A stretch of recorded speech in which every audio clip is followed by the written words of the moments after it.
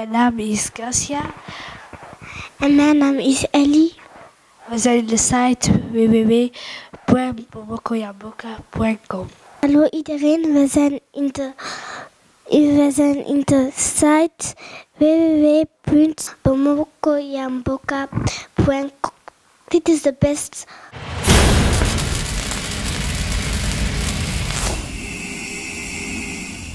Nakati na bomoko nde tokoba kotonga mboka Congo topesi mino botondo mingi bozwi opportunité ya kolanda biso à travers cette émission bomoko ya mboka lelo toye na école des aveugles pona kosola pe pona koyeba ko lakisa quelles sont les difficultés que rencontrent bandeko na biso ya ba aveugle ba élèves non voyants yango toye lelo na kati ya institut oyo benga kala institut Mama Mobutu pour aveugles toyokutana na préfet nango ainsi que ba élèves non voyants pona toyeba ko pesela quelles sont les difficultés au bazar en rapport ya ba études bon bazar ko entreprendre mais to ko signaler que mingi bo continuer kolanda bomoko ya mboka ezali émission na bino boza kolanda ngo sur www.bomokoyamboka.com même to rozela la peine singo ya ko ba suggestion na bino na kati ya site internet na biso pe adresse na biso na compte na biso ya Facebook na yango toye koyamba préfet là où Kutemba et to kopesa na elongo pe ensemble avec bandeko na biso ba élèves non voyants oyo to kotuna bango quelques questions par rapport à lolenge baza kotanga na ba difficulté baza nango nini yango ba ko sala comme demande et pas ba professionnel oyo bozali belé na mboka France Belgique Paris même mingi pe na Suède pe na Stockholm et si kaye moko pe patron na biso avandi Patrick Momo o asimbi masolo ya bomoko ya mboka pe pona koyeba ko pesela mingi pour le soutien pe ko aider bandeko na biso ba élèves non voyants oyo bazwami awa na kati ya école oyo tolanda oui ndenge toloba ke tokoyamba préfet pour totuna ye motuna o Italie institution oyo tobenga ngo na kombo ya Institut national pour aveugles préfet historique nango bandi boni pesa ndenge ni mambo awa. Merci beaucoup ndeko Institut national ya baveugle et sali ba parcours ebele et bandaki Institut national des aveugles oyo ba créaki yango pa ba frère charité en 1972 et ministère ya EPSP et PC agrément nango ezalaki école en gestation et puis école primaire en progression les loyo to comme na complexe Mubimba et en plus de cela ezalaki Institut Mama Mobutu pour aveugles parce que Mama Mobutu azalaki bienfaitrice ya école oyo tolunga na Institut Mama Mobutu pour aveugles toyo kozonga na Institut national pour aveugles. Institut national pour aveugles est un complexe il y a enseignement spécialisé autour organisé pour les aveugles tous en maternelle tous en primaire tous en secondaire tous en structure d'appoint tous en service social tous en dispensaire scolaire tous en transcription braille tous en réadaptation intégration scolaire tous en internat pour aveugles na mukuse tous en ba difficulté mingi oyebi sur le plan international ba structure ya handicapé et poser ka difficulté pour le fonctionnement nango mais biso ba personnel tous nango baza kufutama na l'état bino moko boyebi salaire à l'état ndenge ezali mais sans prime alors que natango ya papa maréchal Mobutu le pauvre tozalaki na prime ya nani ya enseignement spécialisé na biso tozalaki na ba salaire bana ya classe ndenge bazawana bazalaki na bourse scolaire mais lelo bana bazana bourse scolaire te biso moko ba enseignant tozana prime de technicité ezalité mais malheureusement toza ko forcer toza ko pesa cours bana pe baza ko mi pesa ba bazana internat bazali kola na ba condition oye longo banité mais pour les soucis d'étudier pour les soucis d'être aussi quelqu'un de demain bana wana baza ko tanga mais lelo yo bana basi nazana bana basi oye bazana 3e 2e jusqu'à même à 6e mais baza internet naza internet parce que tous en bas bâtiment net dortoir pour na bana basité ezala pour na bana mibali ezala ki section musique ou to transformer en salle de classe non seulement pour résoudre le problème il y a transport oyebi na ville Kinshasa problème de transport eza ko se poser avec acuité yango wana ndeto préféré que non les 20 élèves non voyants que nous avons ont accepté pour que bazala awa to gérer ka bango pour bamona ndeni ya kotanga sans difficulté parce que bamususu babanda ko temonga fula bamususu kimbanseke njili kuna na kimbwala difficulté toko kozana yango ya makasi tozali na matériel didactique spécialisé te neti canne blanche ndenge toza boy nga moko d'abord canne blanche nazwa kango na yebite ndenge nazwa kango okomona mutu aye nango boy o canne blanche yango $50 osombi bon tablette ezali rare papier braille lelo yo tozotika bana na examen d'état d'ici le 15 mai toza na dissertation pour bana aveugle baza kuna na ba finaliste basa dissertation il faut des papiers braille mais baza na papier braille te pour bana wana bamona ndenge nini ya kufuta ba droit ya participation à examen d'état il faut kufuta mbongo. Vous savez que formation au kotanga les études des enfants non voyants pose des problèmes parce que partant de notre pays on n'a pas encore fait ce qu'on appelle une civilisation, une éducation civique de la population congolaise qui puisse comprendre que tant aux ana mwana aveugle, tant aux ana mwana handicapé, mwana wana eloko azangi ezamis, mais azangi mayelete. Na pesa exemple nga moko, naza aveugle, mais lelo nazo kamba ekolo mobimba, naza kusala oyo mutasalaka, nazo ko maintenir cap, nazo ko kota en contact na ba autorité, net na bino poke ekolo oyo e mona ndenge nini ya ko redorer image nango d'antan. Institut national pour aveugles, Institut Maman Mobutu, Institut national des aveugles. Et Zalaki, la seule école de l'Afrique centrale qui recevait tous les enfants non-voyants de l'Afrique centrale. Par exemple, à Brazzaville, il y a Cameroun, il y a Gabon, il y a Centrafrique. Nakendaki pour la formation dans Cameroun, j'ai trouvé que les anciens élèves d'ici, ce sont alors les gestionnaires, les dirigeants, il y a des structures à Nakuna. Tozana va difficulté ming par exemple faire fonctionnement tozala kana yangote liboso ministère ya PSP banda ko pesa biso fonctionnement mais lelo ba pesa biso biso fonctionnement te ezala ba papier braille ba pesa biso biso te surtout que mboka na biso ezala na difficulté ya ba guerre consort et ba kokaki ko pesa biso moi quelque chose te. C'est pour moi cette occasion, je profite de cette occasion pour demander aux autorités tant publiques que privé pour nous soutenir l'Institut aveugle. L'Institut aveugle est allé former bana au bazako diplôme. Nous avons les meilleurs élèves ici. Et puis bana nous former bazaka bana très intelligent. Bana wana bazako se défendre. To former bango basili ici, bakay na université bazo distinguer. Élève nanga ya liboso quand je suis arrivé comme professeur Maurice Kalonji. Na pesi au cours de la 3e jusqu'en 6e. Azu diplôme d'état akay na université na Inikin. Abimi qu'on a une grande distinction dans la faculté de psychologie et sciences de l'éducation. C'est pour vous dire que la cécité n'est pas une fatalité. Pote, bakokaka, ko sous-estimer, ban handicapé, sous-estimer, aveugle, non. Un aveugle contribue aussi au développement du pays. La personne qui vit avec handicap contribue aussi, n'est-ce pas, à l'édifice de notre pays, d'une manière ou d'une autre. Parce que aux animaux, on peut développer, on peut contribuer au développement. Il y a des difficultés dans la ligne Kindeko. Tolingi pote toujours ça la pétan. Tolingi lancé un message clair. Mingi na diaspora, na ba otobenga bon la mingi ba professionnel. Au bazana mboka ya poto lokola France, Belgique, bazana Suède, bazana Stockholm. Même pas ya coordonnateur na biso Patrick Momo, ou aza ko na biso à travers notre site internet. Message pour lancer pour na ba oyo bazana libanda ya mboka.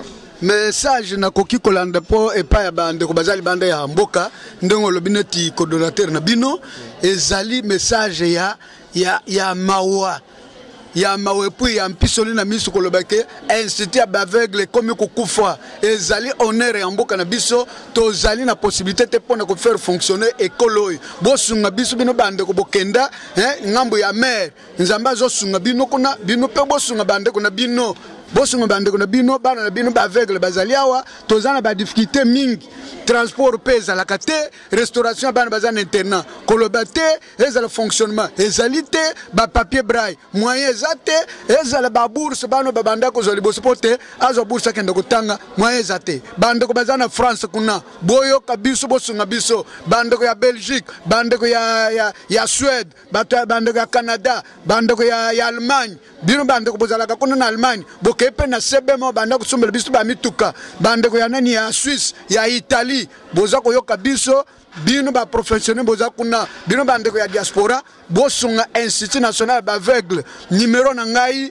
ezali 09 99 53 78 52 kombo na ngai Jean Lao Kutemba nazali préfet des études chef d'établissement scolaire en chef nazali muto oyo moko kati na bandikape président ya République Joseph Kabila apesaka décret parce que amonaki te naza mutu moko nakoki kokamba ekolo oyo na compétence nyonso. Mais bandela numéro na ngai nazongeli yango ezali 09 99 53 78 52. Numéro na ngai yango wana soki okoki kobengisa biso ke bon ndeko mpona ekolo na bino lisungi yango wana nzambe akopesa bino mingi koleka. Merci mingi na préfet si katokozwa bandeko ba élève auto poser bango quelques questions par rapport ya oyo bango oza nango besoin en tant que ba élève pour te école pour continuer pour fonctionner parce que préfet te ko signifie en bien que ezali à l'époque ezali ki école moko ya monene oyo simba ki poste Afrique centrale mobimba parce que la plupart des élèves oyo bazaba non voyants ya bamboka mususu batanga ki pe a on a kati na institut oyo na yango je vais prendre les amis. Je vais, j'appelle Tchali. Tchali, tu viens. Gomli. Tchali, elle est élève à 3e. C'est une élève non-voyante, 3e pédagogie. Gomli. Gomli, bonjour. Oui, bonjour. Comment vous allez? Oui, je vais bien. Nous sommes contents de pouvoir vous recevoir à travers cette émission. Merci. Et nous voulons savoir quelles sont les difficultés que vous connaissez en tant qu'élève non-voyant sur le plan matériel, quoi. Et après cela, vous allez juste lancer un message aux gens qui vont vous suivre à travers le monde et surtout, comme le prophète vient de le signifier, que vous êtes interne. Ah oui, les difficultés sont vraiment énormes. On a les difficultés sur tous les plans, surtout sur le plan matériel que vous avez dit. On n'a presque pas de matériel. Le papier braille, donc c'est difficile pour nous de prendre note. Il y a aussi les tablettes qui nous servent à écrire avec le poinçon, on n'en a pas presque aussi. Aussi les calculatrices, parfois, certains calculs dans des salles de classe, lorsque les amis ont leur calculatrice, nous on n'arrive pas à travailler puisque nous les manquons, et aussi les machines pour la transcription de nos frères qui sont déjà finalistes au niveau des examens d'État posent aussi un problème. Et aussi même des imprimantes. Parfois, s'il y avait des imprimantes, on n'allait pas aussi connaître assez de difficultés. L'imprimante braille, bien sûr. Voilà, pour le problème de l'internat, à l'internat aussi, nous vraiment manquons. Les places sont insuffisantes. Puisqu'il y a certains amis qui veulent aussi être ensemble avec nous, il n'y a pas possibilité. Puisque nous qui sommes déjà là, vivons difficilement. Et aussi avec, vous voyez, donc les difficultés sont vraiment énormes. Alors, quel est le message que vous pouvez lancer aux professionnels qui vous suivent à ces moments?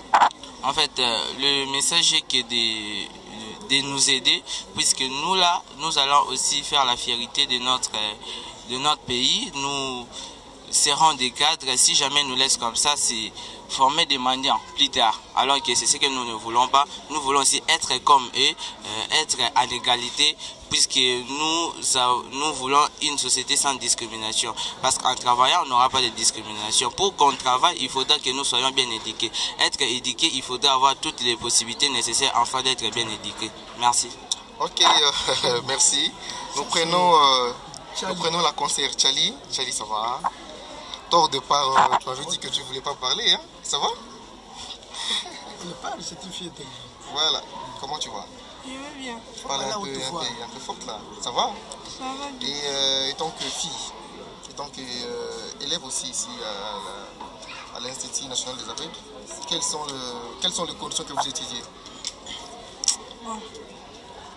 On étudie presque dans des mauvaises conditions sur le plan élève. Donc, comme il a presque tout dit. Maintenant, en tant que fille, bon, on souffre surtout au moyen des transports. Au niveau des transports, quitter la maison pour venir ici, surtout, on manque souvent l'argent des transports. Et aussi, on manque aussi des guides pour venir nous accompagner ici. Souvent, ça manque de problèmes. Et surtout que moi qui viens seule. L'autre fois, on m'avait connu au niveau de BIS. Je descendais comme ça. Il y avait un monsieur là qui m'a bousculé. Je suis tombée. J'avais mal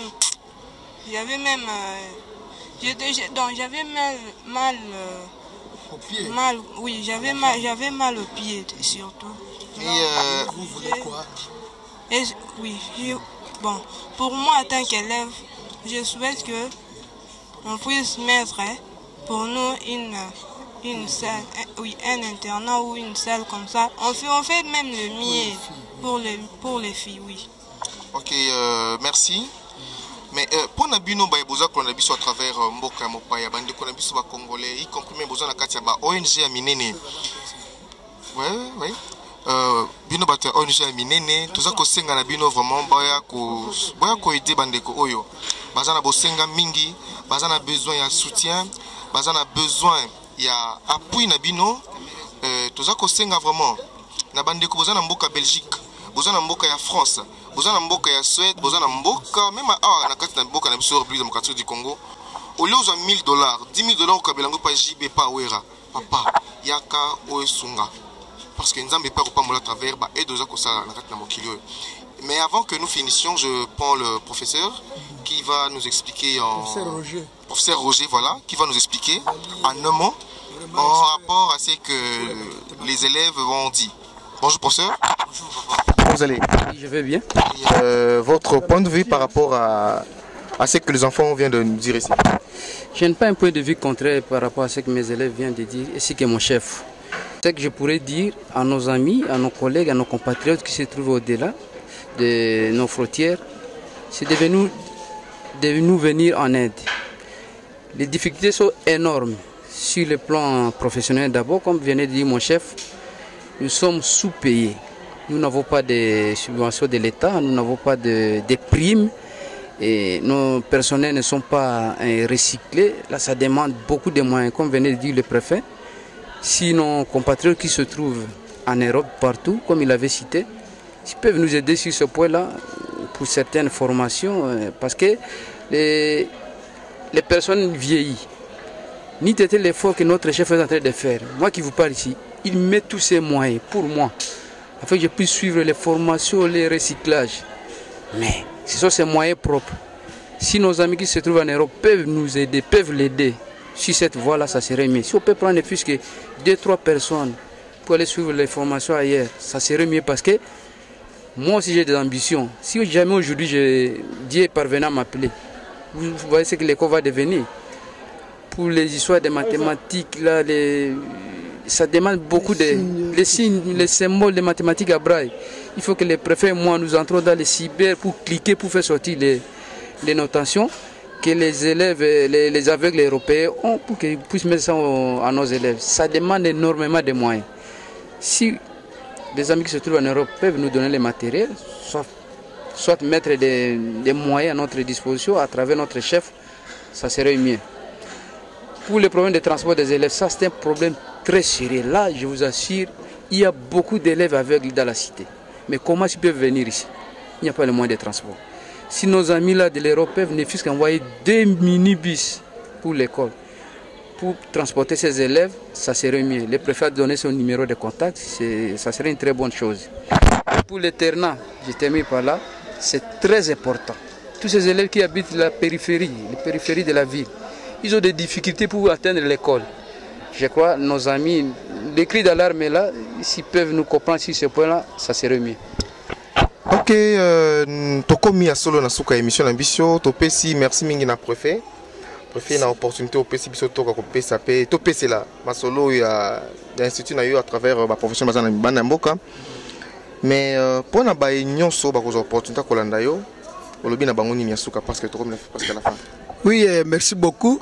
Je me suis longuement exprimé en lingala. Je souhaitais que je m'exprime aussi en français parce que les amis de la diaspora s'expriment souvent en français et en anglais. Voilà. Je vais encore réitérer ma demande. Je vais réitérer, n'est-ce pas, mon cri pour que tous les amis qui sont bénis par l'Éternel en Europe ou soit en Amérique puissent nous venir en aide, qu'ils nous assistent. L'Institut national pour aveugles, ce n'est pas un établissement scolaire d'enseignement spécialisé d'un individu. Ce n'est pas une école d'un politicien. Ce n'est pas une école de quelqu'un de la mouvance présidentielle. Non, c'est une école des Congolais. Cette école, c'est pour l'enfant congolais. On a toujours dit le destin d'une nation dépend de l'éducation de la jeunesse. Ça, c'est Aristote qui a dit ça. Il faudrait que les amis qui ont eu la chance d'être en Europe, d'être aux États-Unis d'Amérique, qu'ils soient bénis pour qu'ils puissent aussi bénir l'école. Qu'ils interviennent pour le bon fonctionnement de cette école. Si jamais on nous a mis un peu de moyens pour construire un internat ici, ça peut nous arranger. Il y a les filles qui ne sont pas internes, qui sont à la maison, qui ont des difficultés, qui ont l'envie d'étudier. Nous avons les garçons de même. Il y a les professeurs qui doivent faire aussi la formation ailleurs. Les enseignants qui ont été formés sont en train de vieillir. Les autres sont frappés déjà par la cécité. Les autres sont décédés. C'est ainsi qu'il faudrait un peu de moyens pour qu'on puisse obtenir la bourse afin d'envoyer les amis et faire la formation en Tunisie, en France ou soit en Belgique. Voilà les derniers mots. Mais pour tout ce que vous voudrez bien faire pour nous, je vous remercie vraiment infiniment et nous vous en serons très très reconnaissants pour votre contribution modeste soit-elle. Ya solo tokomi na suka ya émission na biso na mokolo lelo.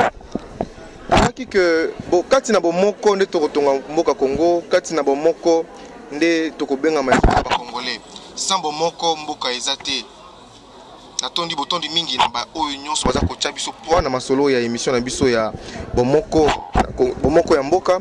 Vous allez belé kolanda biso na www.bomokoyamboka.com. Beaucoup de biso na page na biso Facebook, beaucoup de biso pe na page na biso sur le niveau ya internet. Na pesi botondi mingi na patron ngai, hein, Patrick Momo, oza ko kamba biso pour que to bakosala mosala moko ya malonga awa. Ya masolo Patrick Momo. Ye moko place nga biso ye moko balobaka la charité bien nous donner commence par soi-même. Lokole ye moko aza moko ya masolo abande ye moko. Ezala tana mwa saka ya loso, mwa saka ya nani ya semoule, carton ya Thomson, carton ya soso pona bano bazana internet. Toko kata ko silisa 2 mois o tikali, et a protéger ça année scolaire na biso. Message qui na bandi dans une semaine tokoya peut tokozoba image pas tokozoba image mais tokoya pour que to laksa oyo to pese libino mais na comme na suka émission biso bomoko lelo mama banga sara ba c'est bon bambote belé pa ya Mire de Nzita bambote belé pa ya Gérard Emedi na niveau ya Belgique bambote belé pa ya Madeleine Ndoko na mboka Bruxelles bambote belé na ba oyo nyonso baza ko collaborer na Patrick Momo mbote belé pa ndeko na ngai Alvin Bea Lola ezofuta menga na biso Lola ya elengio wapi. Merci mingi na PCP mbote merci mingi na le grand caméraman K-Stress hein yazo simba paza lamba masolango pour que vous mona biso na image malamu nzamba pa molabino rendez-vous famille bandeko tozana sengo soki bolandi émission oyo bobenga à travers le numéro oyo prophète APC bo rotsunga bo aider vraiment c'est vraiment important bo sunga na toni bino mingi nzamba molabino to moni ce prochainement merci. Okay.